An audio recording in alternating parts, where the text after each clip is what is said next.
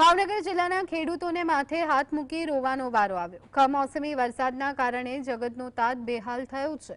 ખેતરોમાં તૈયાર પડેલી મગફળી પલળી ગઈ છે તો જુવાર, કપાસ, બાજરો અને ડુંગળીના પાકને મોટું નુકસાન થયું।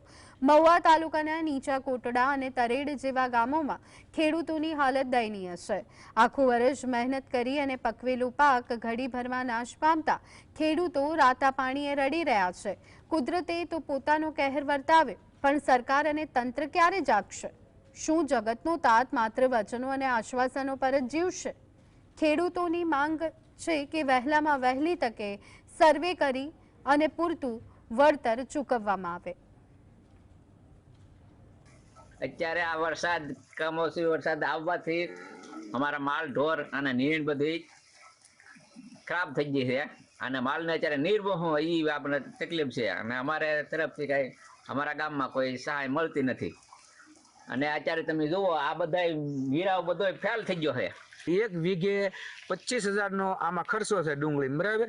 હવે એ ખર્ચો છે ત્યારે હવે તમને કોઈ આગે તો એ બધા ગોતી કર્યા। હવે પછી એનું આ જે હવે પાછું નવેસરથી કરવાનું થાય તો હવે પાછા 25,000 રૂપિયા થાય, એટલે એ બધી પોહાય એમ નથી ત્યારે। અને કોઈ પણ ખેડૂત, બધા ખેડૂતને એટલી નુકસાની છે કે કોઈ એની વાત